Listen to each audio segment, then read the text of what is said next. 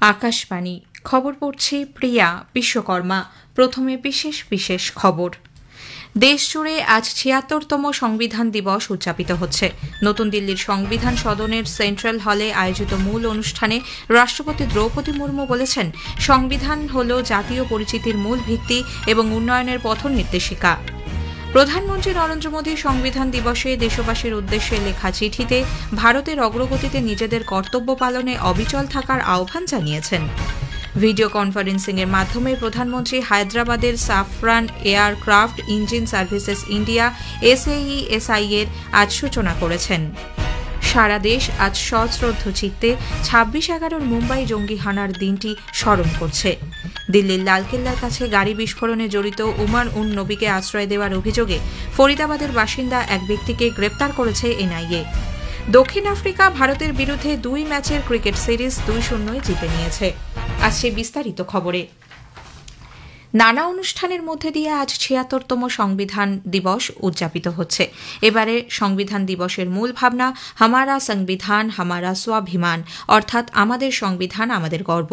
এই উপলক্ষে নতুন দিল্লির সংবিধান সদনের সেন্ট্রাল হলে রাষ্ট্রপতি দ্রৌপদী মুর্মু সংবিধানের প্রিয়াম্বেল বা প্রস্তাবনা পাঠ করে মূল অনুষ্ঠানের সূচনা করেন। তিনি বলেন, সংবিধান হল জাতীয় পরিচিতির মূল ভিত্তি, দেশকে উন্নয়নের পথে নিয়ে যাওয়ার দিক নির্দেশ করে। এটি সংবিধান জনগণের আশা আকাঙ্ক্ষা পূরণে কার্যকর রূপরেখাও প্রদান করেছে।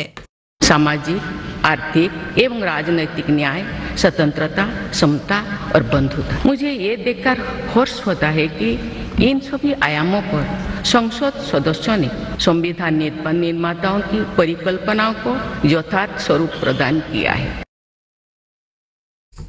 তিনি আরও বলেন, ভারতীয় সংসদ বিশ্বের বিভিন্ন দেশের কাছে এক উদাহরণ হিসেবে উঠে এসেছে। গত এক দশকে এই সংসদ দেখিয়েছে কিভাবে জনগণের আশা আকাঙ্ক্ষা পূরণ করতে হয়। সংবিধান নির্মাতারা চেয়েছিলেন সংবিধানের মাধ্যমে জনগণের সম্মিলিত এবং ব্যক্তিগত মর্যাদাকে অক্ষুণ্ণ রাখতে। এই সংসদ তাও সুনিশ্চিত করেছে।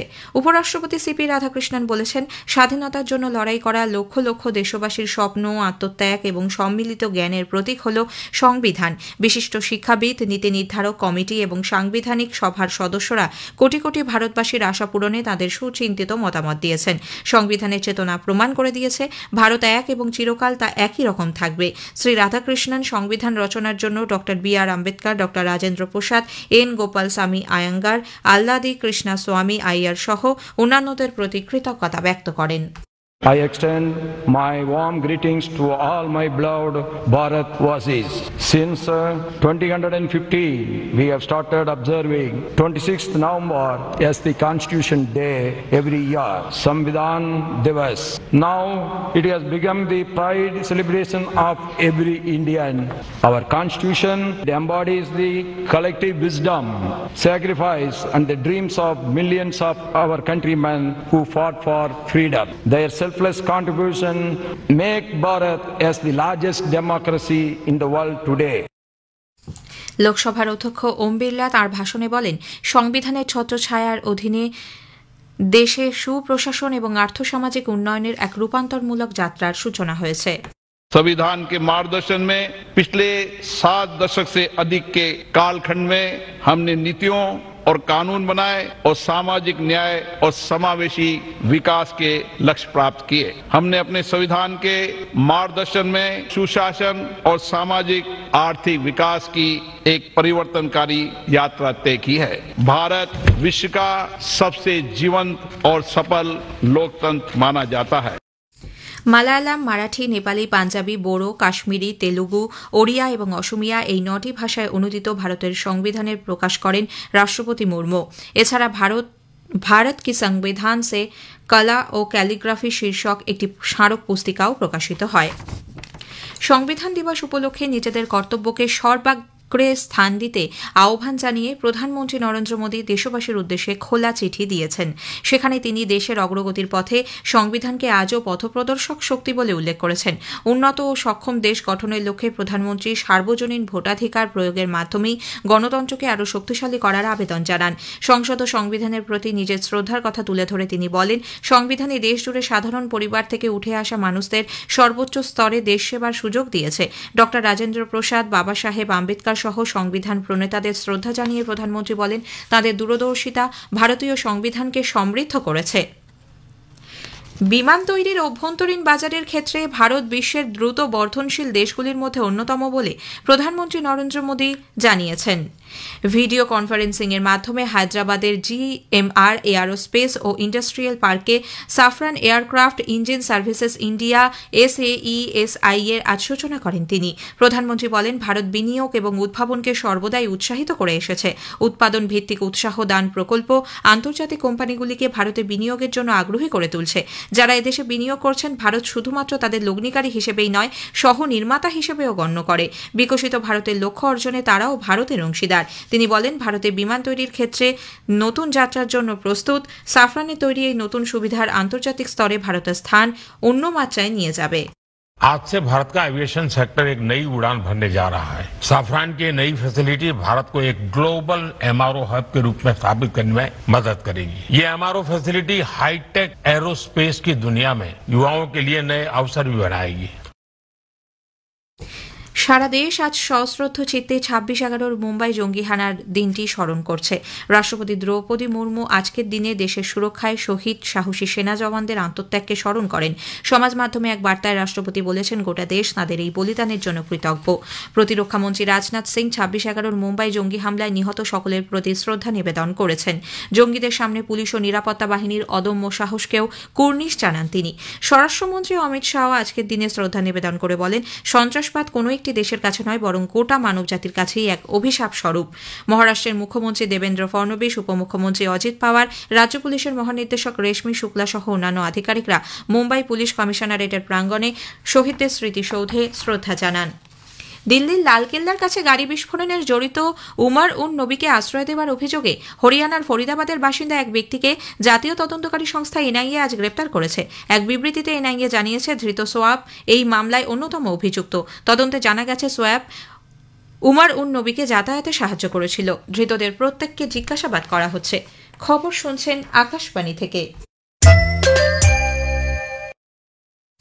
আমাদের সংবাদ শোনা যাচ্ছে ইউটিউব চ্যানেল আকাশবাণী সংবাদ বাংলা, ফেসবুক ও ইনস্টাগ্রাম আকাশবাণী সংবাদ কলকাতা এবং এক্স হ্যান্ডেল AIR নিউজ কলকাতাতে। ভারত স্লোভেনিয়া বাণিজ্য ও অর্থনৈতিক সহযোগিতা কমিটি JCTECর 10ম বৈঠক আজ নতুন দিল্লিতে অনুষ্ঠিত হয়। দ্বিপাক্ষিক অর্থনৈতিক সম্পর্কের বর্তমান পরিস্থিতি, গুরুত্বপূর্ণ ক্ষেত্রগুলিতে সহযোগিতা বৃদ্ধি, দুদেশের মধ্যে বাণিজ্য ও বিনিয়োগ এবং ভবিষ্যৎ সম্ভাবনা নিয়ে দুপক্ষের আলোচনা হয়।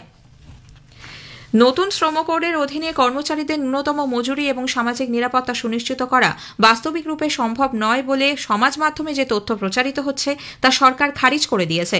ভাইরাল হওয়া ওই বার্তায় দাবি করা হচ্ছে 90% শ্রমিক অসংগঠিত ক্ষেত্রের সঙ্গে যুক্ত এবং তারা এই কোডের অধীনে আসছেন না। PIBর ফ্যাক্ট চেক ইউনিট এই দাবিকে সম্পূর্ণ ভুয়ো বলে উল্লেখ করেছে। একই সঙ্গে জানানো হয়েছে, সমস্ত ক্ষেত্রে সব কর্মচারীদের জন্য ন্যূনতম মজুরি সুনিশ্চিত করার সংস্থান প্রযোজ্য হবে। এবার আন্তর্জাতিক চলচ্চিত্র উৎসবের খবর।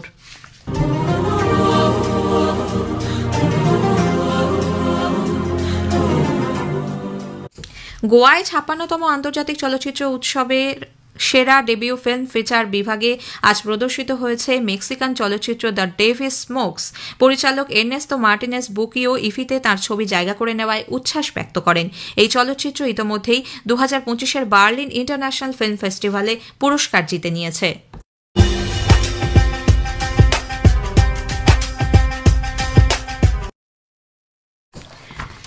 প্রধানমন্ত্রী নরেন্দ্র মোদী আগামী 30শে নভেম্বর আকাশবাণীতে মন কি বাত অনুষ্ঠানে তাঁর চিন্তাভাবনা সকলের সঙ্গে ভাগ করে নেবেন। এটি হবে মাসিক এই বেতার অনুষ্ঠানের 128তম পর্ব।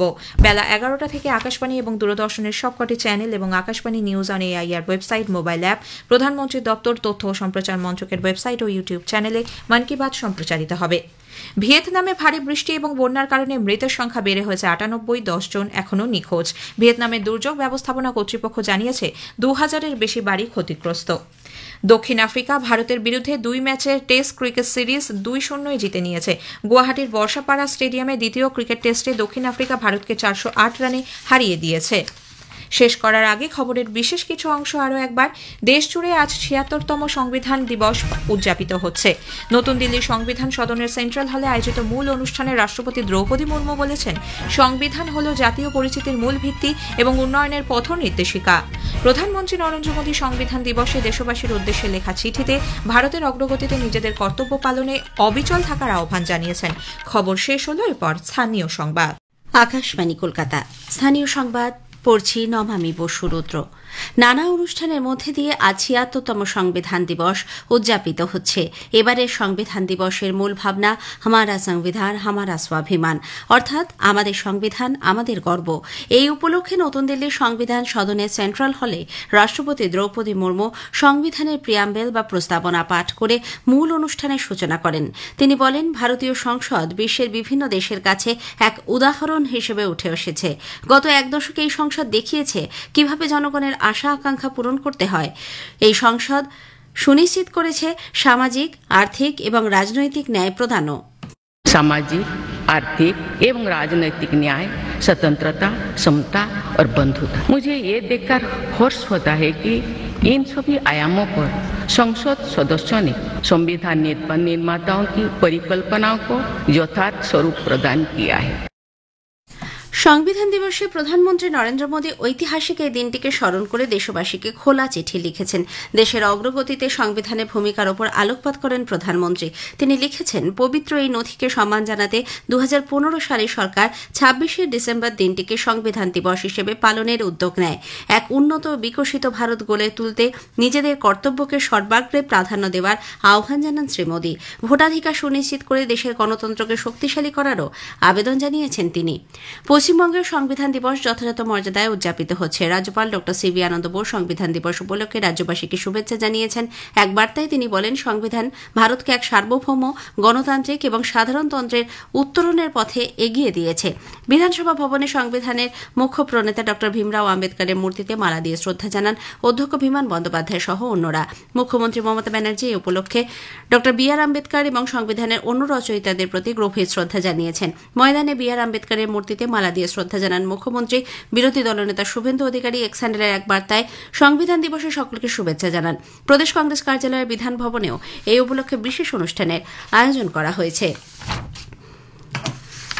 পুরনো শ্রম আইন সরলীকরণ এবং সংস্কারের লক্ষ্যে সম্প্রতি কেন্দ্রীয় সরকার নতুন 4টি শ্রম কোড কার্যকর করার কথা ঘোষণা করেছে। আসানসোলে কর্মরত কেন্দ্রীয় deputy chief labour commissioner Kanhu চরণ সাহু আমাদের প্রতিনিধি কাশফির নাহারকে জানিয়েছেন, নতুন এই শ্রম কোড সংগঠিত এবং অসংগঠিত দুই ক্ষেত্রে শ্রমিকদেরই সামাজিক সুরক্ষা নিশ্চিত করবে। भारत सरकार का श्रम मंत्रालय से श्रमिकों के लिए जो है 4 श्रम कानून का नया उपहार मिला है। सोशल सिक्योरिटी में both organise sector and unorganise sector के वर्कर्स का ध्यान रखा गया है। सोशल सिक्योरिटी, हेल्थ, सेफ्टी सारे चीजों का प्रोटेक्शन करने के अलावा एम्प्लॉयर्स का जो भी बिजनेस में ईज करने का भी कोशिश किया है। एंड इसलिए मैं सारे वर्कर्स को, ट्रेड यूनियंस को और जो एम्प्लॉयर्स को उनको बधाई देना चाहूंगा। তৃতীয় লিঙ্গ যৌনকর্মী এবং তাদের সন্তানদের গণতান্ত্রিক অধিকার রক্ষায় বিশেষ উদ্যোগ নিচ্ছে নির্বাচন কমিশন। এদের ভোটাধিকার যাতে কোনোভাবে বিঘ্নিত না হয় তা নিশ্চিত করতে রাজ্যের মুখ্য নির্বাচনী আধিকারিক মনোজ কুমার আগরওয়াল বিশেষ ক্ষমতা প্রয়োগের কথা জানিয়েছেন। জোড়াসাঁকো সোনাগাছি এলাকায় প্রায় ৭,০০০ ভোটার থাকলেও তাদের অনেকেরই ভোটার নেই কিংবা থাকলেও পিতৃ পরিচয় বা গোত্রের তথ্য না থাকায় নানা সমস্যার মুখে পড়েছেন। তাদের সমস্যার প্রেক্ষিতে এই সিদ্ধান্ত। স্কুল সার্ভিস কমিশনের ২০১৬ সালে চাকরি বাতিলের পর ২০২৫ সালে নতুন পরীক্ষা সংক্রান্ত যাবতীয় মামলা কলকাতা হাইকোর্টে ফেরত পাঠাল সুপ্রিম কোর্ট। বিচারপতি সঞ্জয় কুমার ও বিচারপতি অলোক আরাধের বেঞ্চ এক পর্যবেক্ষণে জানিয়েছেন, চাকরি বাতিলের নতুন পরীক্ষাকে কেন্দ্র করে যে জটিলতা সৃষ্টি হয়েছে তার জন্য স্কুল সার্ভিস কমিশনই দায়ী। টেন্টেড কোনো প্রার্থীকে যাতে কোনোভাবেই নতুন পরীক্ষায় বসতে দেওয়া না হয় তা নিশ্চিত করতে বলেছে শীর্ষ আদালত। অভিজ্ঞতার জন্য অতিরিক্ত 10 নম্বর দেওয়া সহ পরীক্ষাকে কেন্দ্র করে অন্য যত মামলা শীর্ষ আদালতে দায়ের হয়েছে তা কলকাতা হাইকোর্টকে শুনতে নির্দেশ দিয়েছে বেঞ্চ। উল্লেখ্য, আগামী 28শে নভেম্বর হাইকোর্টে এই মামলার শুনানি রয়েছে। কোচবিহারের চ্যাংরাবান্ধায় বিরোধী দলনেতা শুভেন্দু অধিকারীর পরিবর্তন সংকল্প যাত্রার জন্য পুলিশি অনুমতি না মেলায় আদালতের দ্বারস্থ হয়েছে বিজেপি। আগামী 29শে নভেম্বর এই যাত্রার জন্য মেখলিগঞ্জ থানায় আবেদন জানানো হলেও এখনও পর্যন্ত কোনো ছাড়পত্র মেলেনি। এর প্রেক্ষিতে জলপাইগুড়ি সার্কিট বেঞ্চে মামলা দায়ের করেছে দল। বিদেশি পর্যটক টানার নিরিখে গোটা দেশের মধ্যে দ্বিতীয় স্থান অধিকার করে পশ্চিমবঙ্গ আন্তর্জাতিক পর্যটন মানচিত্রে স্থান করে নিয়েছে। কেন্দ্রীয় পর্যটন মন্ত্রকের এই সংক্রান্ত সদ্য প্রকাশিত রিপোর্টকে উদ্ধৃত করে মুখ্যমন্ত্রী মমতা ব্যানার্জি উচ্ছ্বাস প্রকাশ করেছেন। তিনি জানান, বিশ্বজুড়ে পর্যটকদের পছন্দের গন্তব্য হিসেবে রাজ্য এক নতুন উচ্চতায় পৌঁছেছে। বারাসাত মেডিকেল কলেজ ও হাসপাতালের মর্গে মৃত যুবকের চোখ উধাও হওয়ার ঘটনায় রাজ্য স্বাস্থ্য দপ্তর তদন্ত কমিটি গঠন করেছে। সংশ্লিষ্ট মেডিকেল কলেজ সুপারের নেতৃত্বে এই কমিটিকে ঘটনার সঠিক তদন্ত করে দ্রুত রিপোর্ট জমা দেওয়ার নির্দেশ দেওয়া হয়েছে। রিপোর্ট খতিয়ে দেখে পরবর্তী পদক্ষেপ নেওয়া হবে। সারা দেশের সঙ্গে এ রাজ্যেও আজ বাঘশুমারি শুরু হয়েছে। এজন্য দক্ষিণ চব্বিশ পরগনা বন বিভাগের অধীনে সুন্দরবনে ক্যামেরা বসানোর কাজ শুরু হয় গতকালই। 30 নভেম্বর পর্যন্ত এই ক্যামেরা বসানো হবে। এবার গণনার কাজে ব্যবহার করা হবে 160 জোড়া ক্যামেরা।